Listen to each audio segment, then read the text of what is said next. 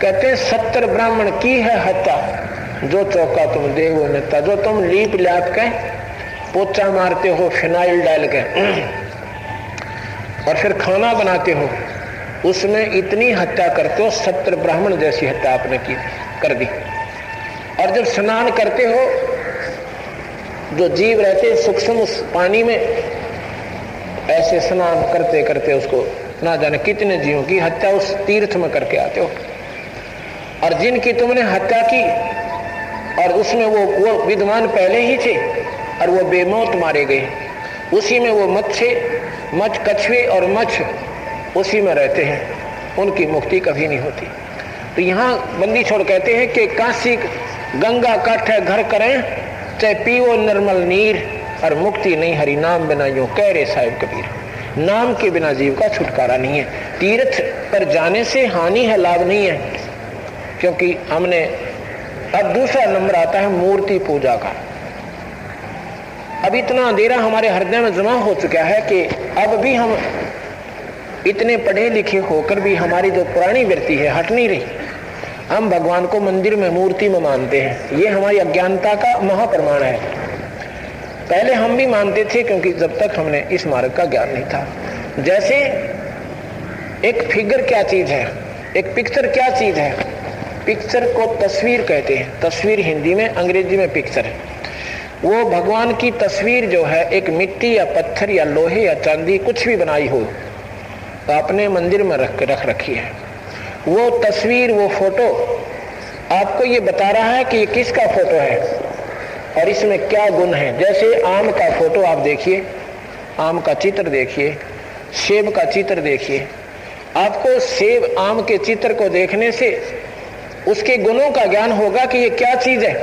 अगर उसके गुणों से प्रभावी होके और आप उसकी जोत लगा दें उस चित्र की, मान ले कोई पत्थर की मूर्ति बना रखी आम की, क्योंकि हमने कई जगह फलों वाले देखे, इतनी बढ़िया पत्थर की आम और सेब की इतनी गजब की मूर्ति बनवा देते हैं कि वो ओरिजिनल में भी फेल कर दे, और वो रख रखी ऊपरले हिस्से में।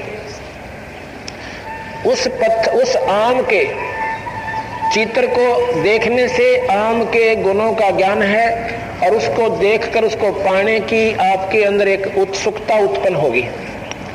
चित्र ने क्या काम किया, उस मूर्ति ने क्या काम किया कि उसको देखने से उसके गुणों का ज्ञान हुआ और फिर उसे पाने की कोशिश की। अब उस आम को, चित्र वाले आम को देख कर उसके आगे दीप लगा दें, धूप लगा दें, आरती तार दें, उसके ऊपर पतासे चढ़ा दें, खीर डाल दें, बूंदी धर दें और 10 रुपये धर दें आम दो रहे, मीठा मुंह नहीं हो सकता, आम के गुण नहीं प्राप्त हो सकते। ऐसे ही वो चित्र जो भगवान का है, उसकी आरती तारने तक उसके आगे दीप और धूप लगाने से आपको वो परमात्मा के गुण कभी प्राप्त नहीं होंगे। जैसे आम को पाने की विधि है, पहले कमाई करो, चाहे टोकरी डालो, मजदूरी करो या नौकरी करो, बिजनेस करो, और फिर वो 20-30 रुपये लेकर और मार्केट में जाओ और फिर कहो आम भाई आम दो, वो रुपये दो, आम ले लो। उस कमाई से आम के लाभ मिला आपको। ऐसे ही परमात्मा पाना चाहते हो, जिस इष्ट की तुम आस्था रखते हो, उसके नुमाइंदे संत के पास जाओ, यानी गुरु बनाओ। अगर वो गुरु आपको केवल नाम का आसरा देता हो तो गुरु सही है, अगर आपने उन्हीं लटोटरा मुड़ जाता है तो पूरा गुरु नहीं है। वो आपको नाम देगा और उस नाम की आप कमाई शुरू कर दीजिए, आपको उस ईश्वर के गुणों का आपको घर बैठे लाभ मिलेगा। ऐसे उस परमात्मा को पाने का, उस भगवान को रिझाने का तरीका है। मंदिर में, मूर्ति में परमात्मा नहीं है। गरीबदास जी कहते हैं, चेतन होकर जड़ को पूजे, फूटे जिनके भाग रे। स्वयं बोल रहे हैं, चल रहे हैं और उस जड़ मूर्त का आगे आरती तार रहे हैं, प्रार्थना कर रहे हैं, अरे हे भगवान हमारे ऐसे करना है, हमारा व्यापार ठीक करना। वो सुनता नहीं, पत्थर है, और उसके आगे हम अपनी प्रार्थना कर रहे हैं। चेतन होकर जड़ को पूजे, फूटे जिनके भाग रे। स्वयं बोलना चल रहे और पत्थर की मूर्ति आगे हाथ जोड़े खड़े, क्योंकि अज्ञानता कमी ज्ञान की और संतों का अभाव, यही हमारे लिए सबसे बड़ा हानिकारक इस भक्ति मार्ग में। अब क्यों नास्तिक हो गए हम ज्यादातर? क्योंकि हम परमात्मा को पाने की कोशिश कर रहे हैं और वो भगवान के गुण हमें मिल नहीं रहे जो सुना करते थे, और जिसके कारण हम नास्तिक हो गए कि भगवान है ही नहीं, कि अपना कर्म के आधार पर जीव को दुख या सुख होता ही रहेगा। तो जिसके कारण अब हम एक फॉर्मेलिटी सी पा गए, भाई मंगलवार का व्रत रख लिया या फिर किता मंदिर में चले गए कहीं पर, अपना चलो कराएं, फॉर्मेलिटी सी जाना ही है, आस्था सी बनी रहेगी, लेकिन लाभ कतई नहीं हो रहा आपको। एक सेठ जी था, हम एक जगह सत्संग कर रहे थे एक भगत के घर पे, तो उसका भतीजे के यहाँ पाठ हो रहा था, सुबह भोग लगना था भगवान की वाणी को, और उसका चाचा जो है गोड्या तई दर्द होती टांगरा है और कई तिलक लुआ लगा रखे मस्तिष्क में, और वो बोला चाचा लेट हो गया तो भोग लग रहा था, आप देर से आए। वो भोग लगने के बाद आया, कहने लगा मैं सुबह सुबह 5 मंदिरों में जाता हूँ, फलाना फलाना उसने गणे गिनवाए। मैं सुनता रहा, मैं बोला सेठ जी 5 मंदिरों में क्यों गए आप? क्योंकि भाई मेरी आस्था है भगवान को, भाई हर जगह जाना चाहिए। मैं बोला किस लिए गई थी? भगवान को पाने के लिए ना। बोला और क्या, मैं वहाँ व्यापार करने गया था। वहाँ ऐसे है, आप एक कुएं पर जाते हो पानी पीने के लिए, अगर उस कुएं में पानी मिल गया तो दूसरे पर नहीं जाओगे आप। ऐसा कौन मूर्ख है दूसरे कुएं पर जाएगा, वहां पानी मिल गया था।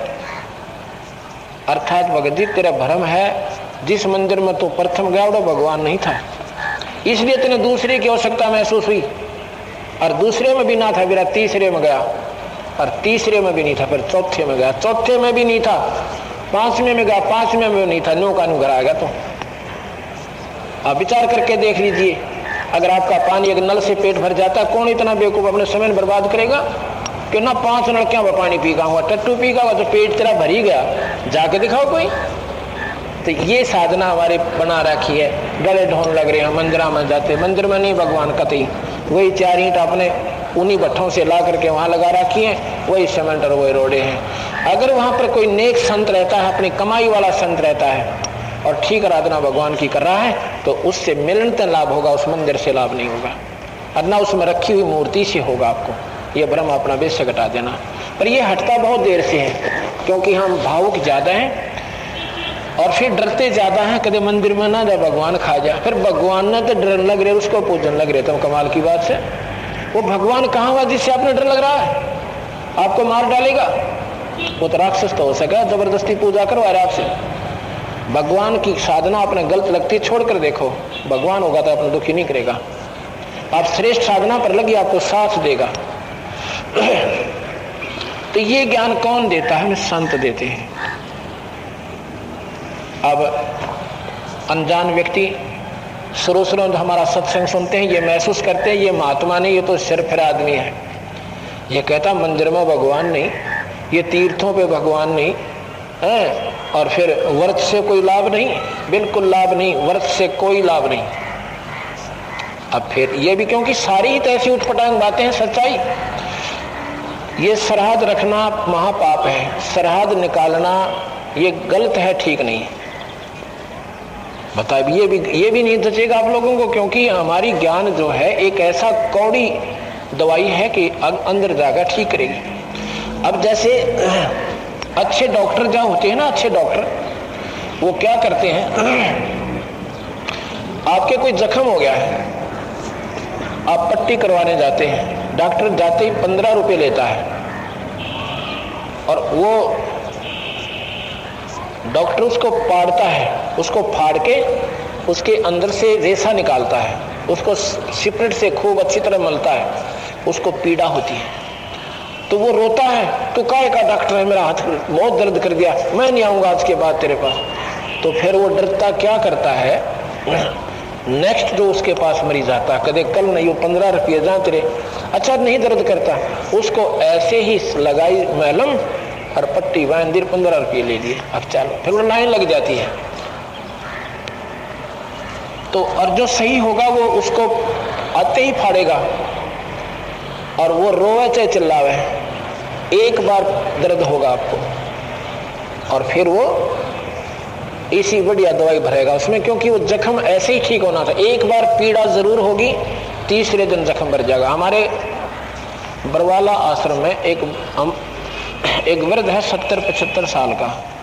हम काशी यात्रा पर गए थे, उसको चोट लगी, वो एकदम बस से उतर कर दूसरी तरफ जाने लगा। बुढ़ा आदमी था, एक फुल स्पीड में ट्रक गाड़ी आई, उससे टकरा गया। इतनी आवाज हुई जैसे बम पाट्या करे।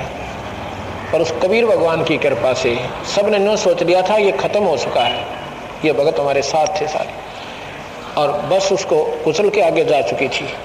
उसको उठा के हॉस्पिटल में ले गए। उसके सिर्फ पंजा, थोड़ा सा उंगलियां कट गई, सिर में चोट, कमर में चोट थोड़ी अच्छी आ गई थी, लेकिन वो ठीक हो गया। उसको क्या था कि उसके पैर जो कट गई थी उंगलियां और ऊपर तक जख्म था, एक अच्छे हॉस्पिटल बरवाला में रखा गया उसको 1 महीने सारे। तो वो क्या करते, वो मारता किल की आवाज करता, मरा हाथ लाते, मर गया, तो उसको वो ऐसे ही पट्टी बांध देते।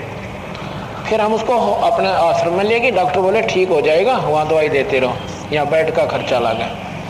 तो क्या किया, वो जाते वहाँ के कंपाउंडर, उसका ऊपर पट्टी लगाई मलहम और पट्टी बांधी और गोली लेकर 20 रुपये उल्टे आ जाते। वहाँ एक ऐसे ही कोई डॉक्टर था, रिटायर हुआ कोई, मतलब RMP वगैरह सब, मतलब किसी हॉस्पिटल से, सरकारी ड्यूटी से, वो धार्मिक व्यक्ति का था। वो मैं भी वहाँ गया हुआ था, उसने देखा कि भी तुम्हारा बूढ़ा ठीक नहीं हुआ है, काफी दिन हो गए, तो अभी चल रही है इसकी नरम पट्टी, हो जाएगा। डॉक्टर कहते मुझे दिखाते दो, मैं भी जानता हूँ थोड़ी बहुत जादू जंत्र इस डॉक्टरी का। तो हमारा सेवक कहने लगा जी वो आ रहे हैं ना, वही कर रहे हैं, और ने दिखाओगे फिर वो नाराज हो जाएंगे। तो वो कहने लगा मैं एक बार देखूंगा, फिर नाराज होंगे तो पेटी हुआ कर देंगे।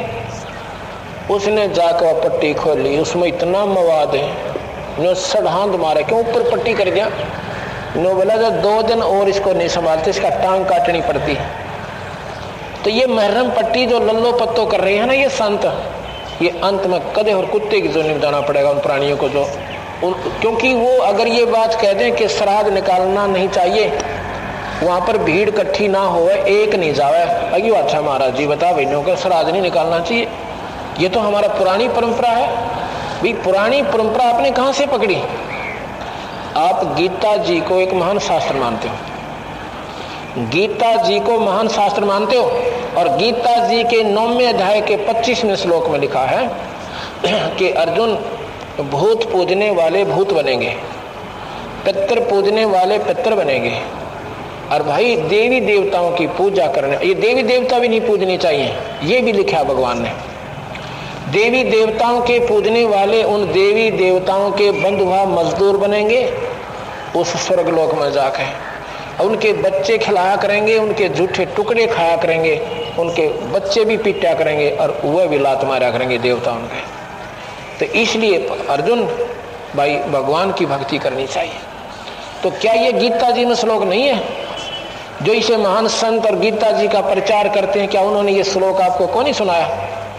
और सुनाया तो फिर तुमने भाई श्राद्ध क्यों निकाल रहे हो? भगवान मना कर रहा। परमात्मा जब मना करता है कि ये नहीं करना चाहिए, तुम कर रहे हो, तो आप भगवान के भी अवहेलना कर रहे हो, उस परमात्मा के भी साथी नहीं हो। वो आपका साथी नहीं है क्योंकि आप उनका बताए हुए मार्ग पर नहीं चल रहे। तो ये सोचिएगा,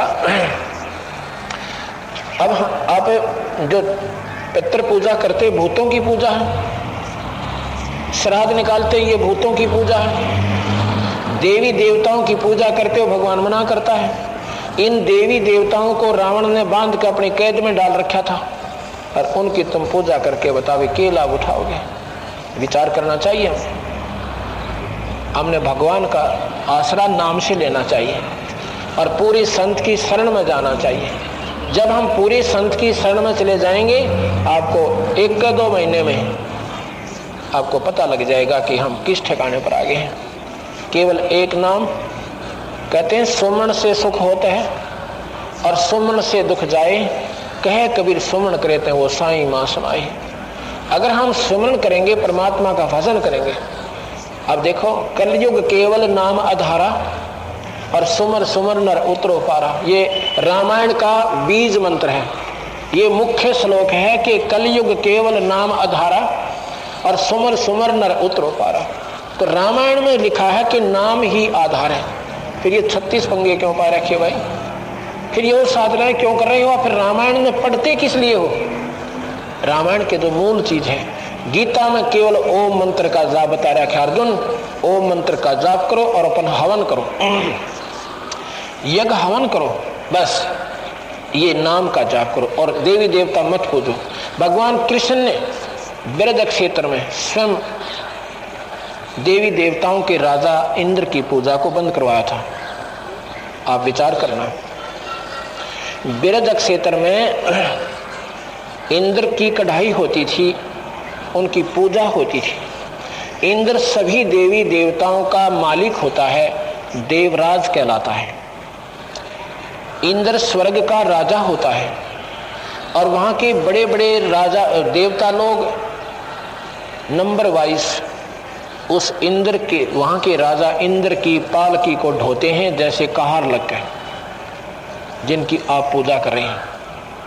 और उस इंद्र की पूजा को भगवान कृष्ण ने बंद करवा दिया था कि मत करो, ये क्या देंगे तुम्हें? ये आप भिखारी तुम्हारे ऊपर बैठे रहते हैं, मेरी कढ़ाई कर दो, मेरा फलाना कर दो, फिर ये तुमने कह देंगे जब ये आप ही तुमसे मांग रहे हैं। फिर ये देवता का है कि इन देवी देवताओं की पूजा से अच्छा तो अपने इन गौओं की पूजा कर लो, सामने 2 किलो दूध फालतू देंगे तुम्हें। ये सुख सागर रखा मेरे पास, इसको पढ़ लियो कि सरनार पढ़ा होता है। और महाभारत में ये न्यू के न्यू वचन है जो मैं आपको सुना रहा हूं, ये सुख सागर है मेरे पास। और इससे अच्छा तो ये जो पहाड़ है ना, जिनके ऊपर हमारे पशु चर के आते हैं, इनका माथा टेक लिया करो। कम से कम हमारा गौधन तो बढ़ रहा है इनसे, पर ये पूजा नहीं है। तो सभी डरे हुए थे। इंद्र की कढ़ाई का दिन आ गया तो भगवान ने कहा कि तुम सारा अपना अपना दूध ले आओ और सामूहिक भंडारा करेंगे। एक जगह खीर बनाई और सब ने लगा कर भगवान को भोग और खा लिया। इंद्र ने क्या किया कि ब्रज क्षेत्र पर कोपित होकर, यानी क्रोधित होकर इतनी मूसलधार बारिश कर दी कि ब्रज को समाप्त कर दो, मेरी पूजा बंद कर दी।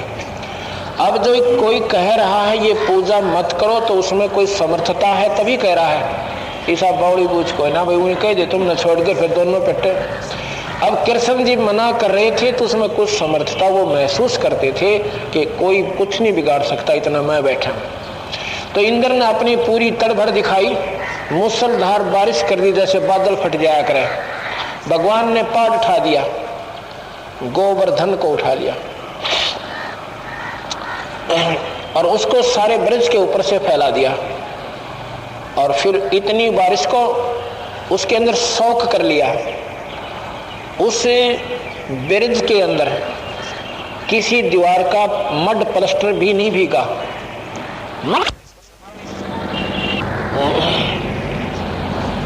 अब जब इंद्र ने अपनी पूरी कोशिश की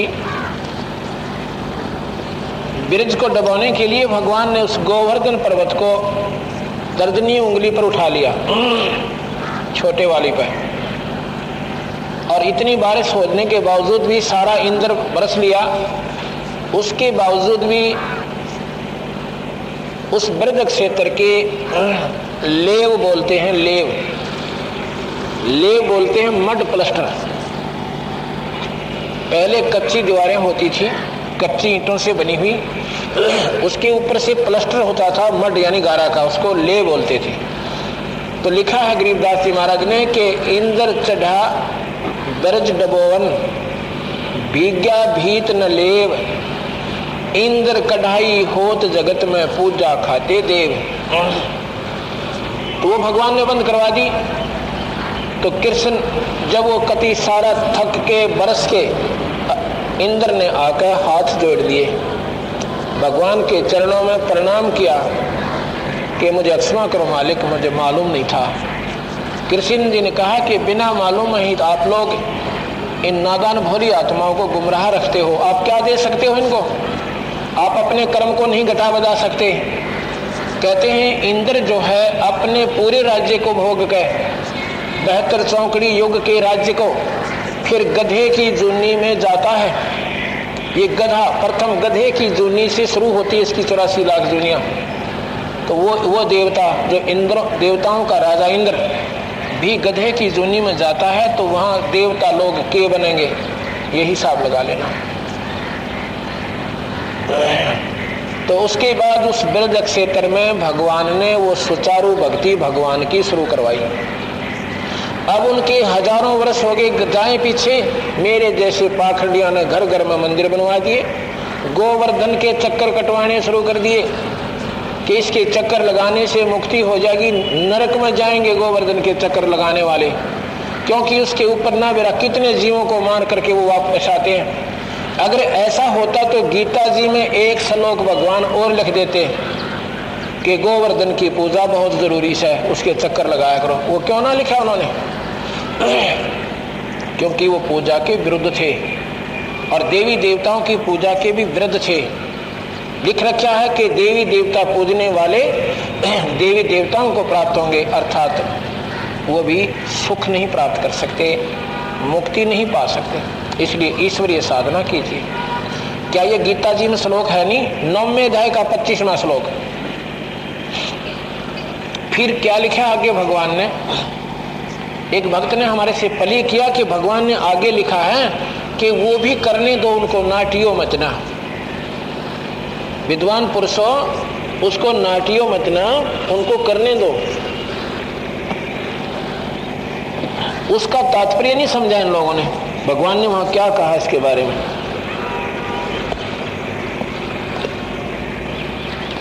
इसके बारे में क्या कहा है कि वो फल देते हैं ना देवी देवता, उनको वो भी मैं ही देता हूं, उनके माध्यम से उनको देता हूं, फिर वो आपको देते हैं।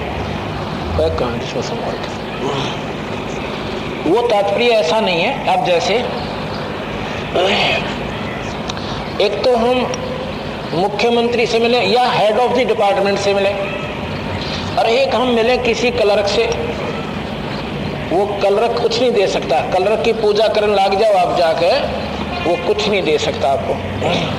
अगर उनकी पूजा आप करते हो तो ये कह सकते हैं वो हेड ऑफ द डिपार्टमेंट, इसमें एक डायरी सी है जिसमें लिखता था, डिपार्टमेंट ये कह सकता है कि भाई ठीक है, उनके कार्य क्षेत्र भी मैंने बांट रखे हैं, ये कितने आपको लाभ दे सकते हैं, पर पूरा लाभ मेरे अधिकार मेरे हुक्म बिना वो तो मैंने ये भी नहीं दे सकते। अर्थात पूरा अगर लाभ लेना है तो मेरे से मिलेगा। अब मुख्यमंत्री को त्याग कर हम किसी अन्य क्लर्क की या नीचे और छोटे मोटे अधिकारी की साधना करते हैं तो वो कह सकता भी ठीक है, उसको भी मैंने अपना राइट दे रखा है, इतना लाभ वो दे सके, पूरा लाभ तो मिलेगा मेरे से ही। ऐसा भाव है भगवान का कहने का। उसमें क्या लिखा है? 3 अध्याय के 26वें और 29वें श्लोक में कहा है कि जो मूढ़ लोग गलत पूजा कर रहे हैं, ये देवी देवताओं की, भूतों की, पितरों की पूजा कर रहे हैं, उन्हें समझाने उनको समझाने से उनके समझ में नहीं आती बल्कि नाराज हो जाएंगे। तात्पर्य उनका ये है ये कहने का कि उन मूढ़ लोगों ने अगर तुम कहोगे ना ये मूर्ति ना पूजो और भाई ये देवी देवता ना पूजो, ये तुम्हारे से नाराज हो जाएंगे, सर फोड़ देंगे, मनमाना बगावत कर देंगे, इसलिए उनसे जिक्र मत करो, उन्हें मरने दो, ना मानत। क्यों मानेंगे नहीं? वो मूढ़ है, वो समझते नहीं ज्ञान को। या कौन नहीं मानेंगे? जो घने सियाने विद्वान हो चुके, जो प्रचारक बन गए, वो भी नहीं मानेंगे, क्योंकि उनकी फिर मान हानि होती है। उनके लिए कहा है 26 और 29वें श्लोक में कि गलत पूजा कर रहे हैं, उन्हें समझाने से वो समझेंगे नहीं बल्कि नाराज हो जाएंगे। इसलिए उन ज्ञानी व्यक्तियों को चाहिए कि उनकी पूजा विधि शास्त्र के अनुकूल करें तथा उन्हें साथ लगा लें और देखा देखी मान सकते हैं, कहने से ना माने तो अपने साथ लगा लें कि जैसे ही हम पूजा कर रहे हैं अपनी, क्योंकि हमने ये देखा देखी पूजाएं शुरू की हैं। कोई व्रत रख रहा है तो वो बहनें भी व्रत रखनी शुरू कर देती हैं, कोई मंदिर में जा रहा है तो वो भी मंदिर में लोटा लेकर पहुंच जाता है, कोई किसी की पूजा कर रहा है तो देखा देखी ज्यादा करते हैं। तो विद्वान पुरुषों को चाहिए उनको एकदम ना मना करके और अपनी क्रिया को सुचारू कर लें। हो सकता है आपको देखकर वो चेंज हो जाए, लेकिन उन पूजाओं को श्रेष्ठ नहीं बताया जो वो कर रहे हैं। तीसरे अध्याय के 31 और 32 श्लोक में लिखा है, कहा कि जो ऊपर लिखे मेरे मत का अनुसरण करते हैं वे संपूर्ण पापों से छूट जाते हैं। श्लोक नंबर 32 में ऐसा नहीं करते हैं तो वह मूर्ख लोग अज्ञानी हैं, अर्थात जो मैंने कहा है वो इन पूजाओं को नहीं त्यागते हैं तो वो अज्ञानी लोग मूर्ख हैं और उनका पतन यानी 84 में निश्चय जाना होगा। ऐसा भगवान ने गीता के तीसरे अध्याय के वर्णन किया है। और गरीबदास जी कहते हैं कि जो गहने शैणे बन गए, विद्वान हो गए, दुनिया को मार्गदर्शन कर रहे हैं, और उनको अगर कहेंगे कि तुम ये प्रचार मत करो कि शराब स्रोत का निकालना मत बताओ क्योंकि गीता में नकारा कर रखा, तो वो नाराज हो जाएंगे आपसे और मूड वैसे नहीं मानेंगे। तो वो उसके लिए क्या कहा है कि चातुर प्राणी चोर हैं और मूड मुग्ध हैं ठोठ, ये संतों के नहीं काम के, इनकी देगड़ जोट। अर्थात वो घोरी आत्माएं वही ज्यादा पसंद करती हैं जाना जो उनकी क्रिया जो वो कर रहे हैं उसको ही वो महरम पट्टी न्यों की न्यों कर रहे हैं। ऊपर महरम लगाई और पट्टी कर दी, वो ड्रेसिंग कर दी, अंत में वो नरक में जाएंगे, 84 भोगेंगे। जैसे उस वर्द की अगर ऐसे ड्रेसिंग चलती रही, उसका पैर कटता, उसमें कीड़े पड़ जाते हैं। तो और जो संत होगा वो आते उस पट्टी को पाट देगा जो आपकी कर रखी है पहले, और अपने नए सिरे से शुरू कर देगा। तो यहां मैं जो कहना चाहता था कि इससे मोटा उदाहरण आपके पास नहीं हो सकता।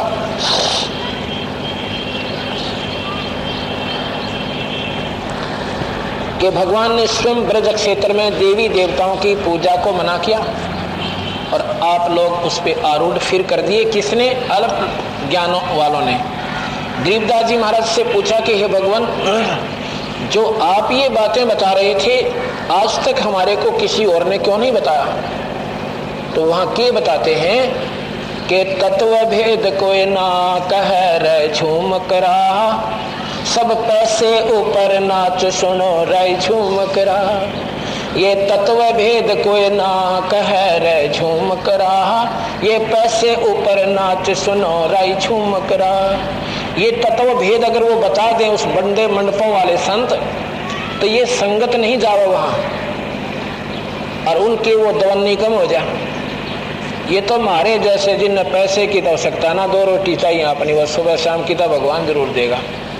ये तो वही संत बता सकते हैं जिनको पैसे की से लालच नहीं है, आपको सत्य दिशा सच्चा मार्ग वही दिखा सकते हैं। तो यहाँ कहते हैं पैसे ऊपर नाच सुनो रे झूम करा।